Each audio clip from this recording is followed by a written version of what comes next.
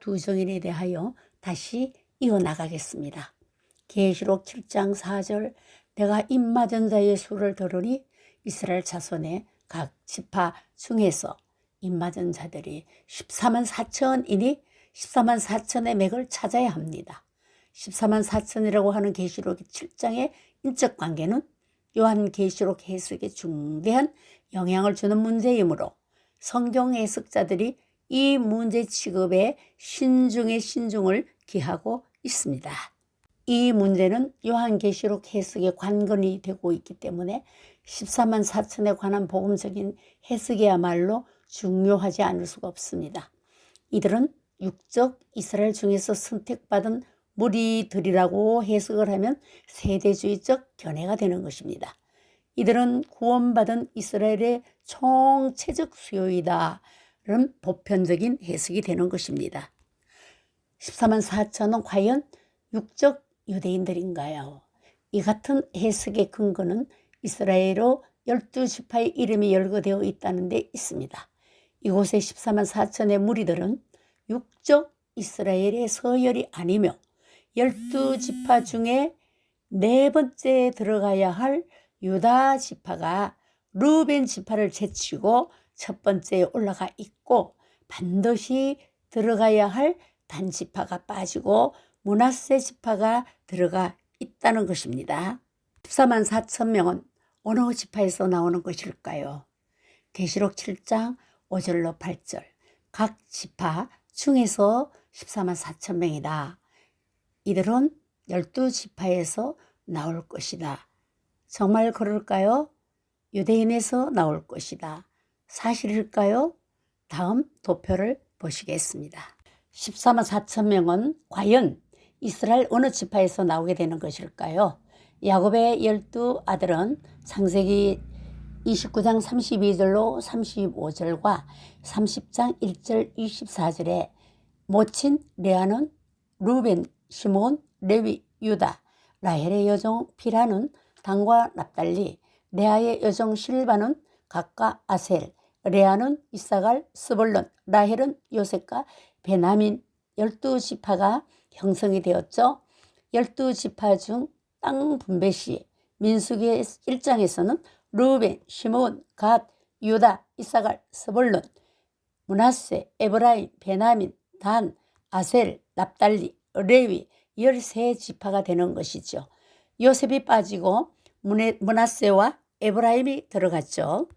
계시록 7장 4절에 12지파는 루벤, 시몬, 갓, 유다, 이사갈, 스불론, 므낫세, 요셉, 에브라임, 레위, 아셀, 납달리, 단, 요셉이 들어가고 에브라임이 빠지게 됐고 단은 탈락이 된 것입니다. 14만 4천 명이 이스라엘 지파에서 나온다고 우기려면 창세기 원지파나 민수기 땅분배시나 요한계시록에서나 같아야 되는 것입니다.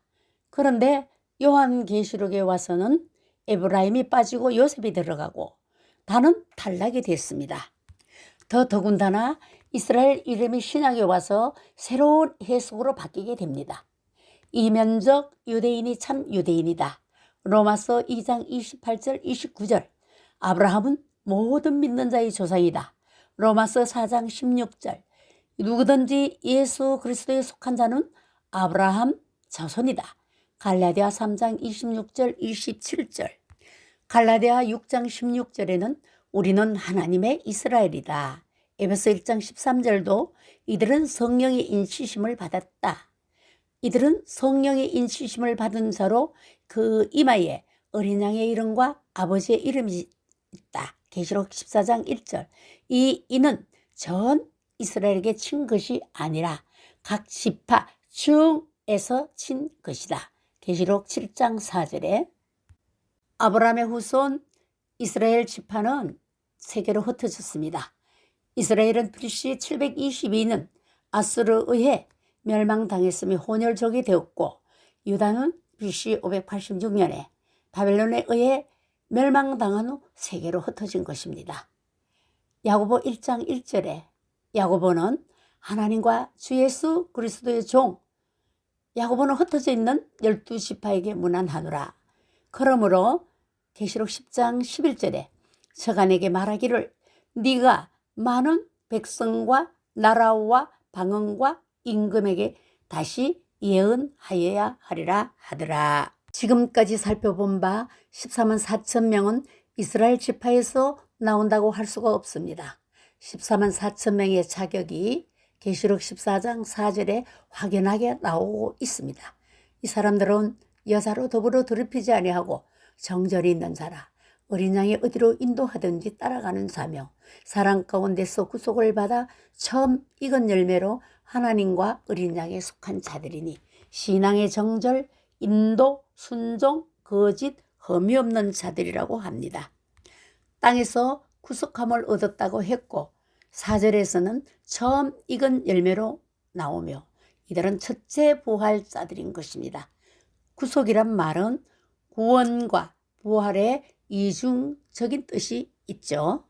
1부, 2부, 3부 흰말에 이기는 자의 결론을 맺겠습니다. 이 흰말은 종말에 1260일간 예언의 사명을 가지고 회개의 복음을 전할 사명을 가진 두 정인의 등장을 말해주는 것입니다. 이 흰말의 출발 명령은 내리신 분은 물론 주님이신 것입니다. 그런데 이 운동의 최종 주자는 그 이마에 하나님의 인을 받은 두 정인들인 것이죠. 흰말이 처음에 등장하는 것은 두 정인들이 7년 환란 초두에 나타나 1260일간 예언의 활동을 하기 때문인 것이죠. 이 흰말의 등장과 함께 이 땅은 7년 환란으로 들어가게 되는데 이들은 세상을 향하여 하나님의 심판에 관한 경종을 하게 되며 하나님의 백성들을 최종적으로 구원에 이르도록 쓰임 받으며 신부의 단장을 시키게 되는 것이죠. 이들은 각 나라와 족속과 백성과 방언에서 아무나도 능히 셀 수 없는 큰 무리들을 이끌어 내어 적 그리스도 통치 아래서 하나님의 예비하신 양육처로 인도할 종들인 것입니다. 첫 번째 인으로 나오는 흰말의 두 정인 역할과 네 번째 인의 청황색 말의 심성 역할로 하나님의 언약과 통치는 어떻게 이루어져 나가는 것인가에 대해서 계속 말씀을 드리겠습니다.